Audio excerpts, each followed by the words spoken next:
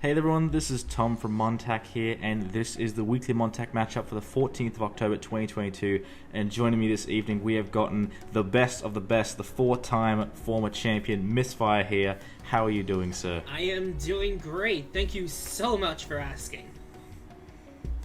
It is always fantastic to have you here, sir. And we're going to basically take you through a couple of these pro matchups we've got happening this weekend. Of course, you involved in one yourself. You're taking on Charging Badger now. I believe it's for the 8th time. They are yet to take you out, but they have received a couple little alterations to Sky Soldiers, namely the fact now they don't have to use a full Sky Soldier asset. How are you feeling about this development, especially with the new Quetzal? Do you feel like it's going to challenge you in any way, or do you think you've got this covered? There is one thing that kind of does make things a little interesting when it comes to the matchup. That 5th asset card could theoretically be anything.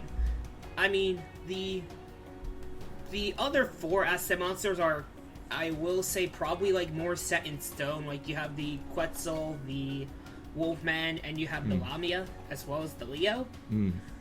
But that 5th asset card could theoretically be anything, and it could throw someone off their game if they're not careful. So is that causing you to doubt in any way, or are you still pretty confident heading into this matchup?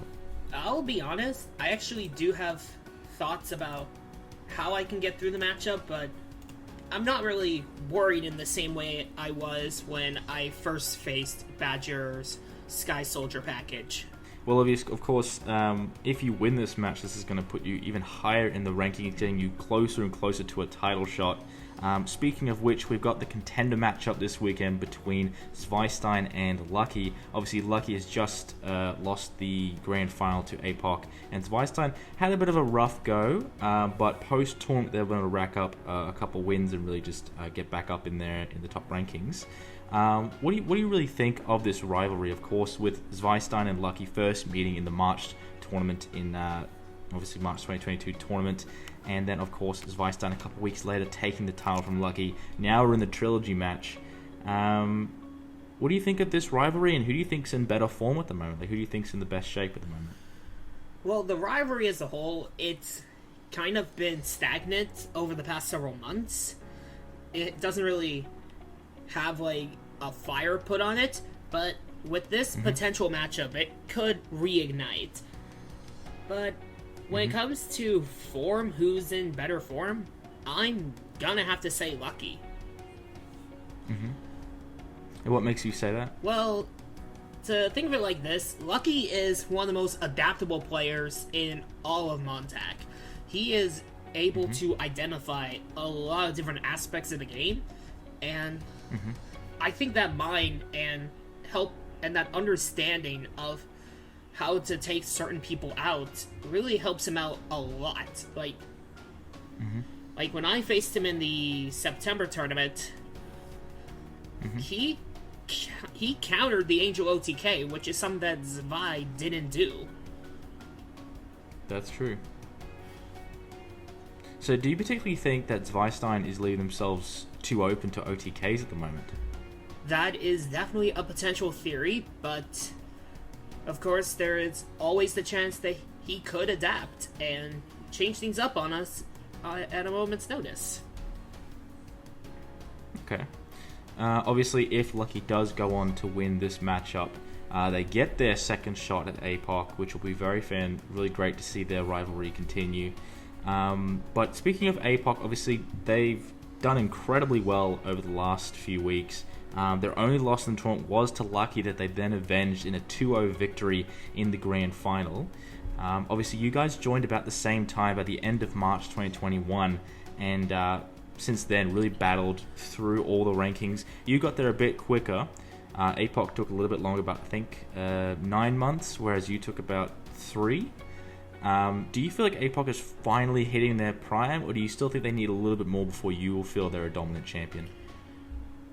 Well, right now, having 2-0'd Lucky that is with the same deck is no easy feat, so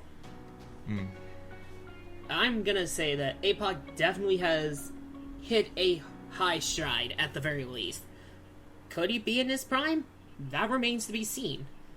But if there's one thing I know, it's going to be that his particular deck, Rogue Dragons, has really led him to this success he has now. So if he sticks on it, it's probably going to be a while until anyone figures out how to beat it consistently.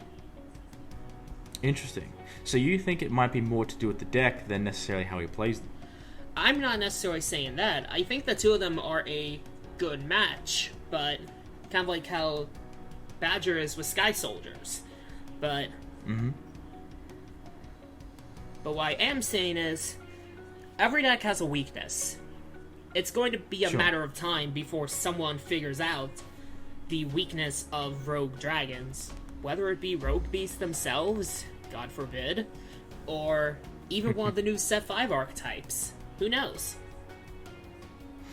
Well, that is a good point. Obviously, with Set 5 now out, Rogues are looking pretty good. Like, we've got, obviously, we're not really going to speak about too much, but we also have a contender match in the rookie division between a very new player in Vascanami and the former rookie champion, 24 Yeatman. And Vascanami has been using pure Rogues and just took out a Sky Soldier deck with them.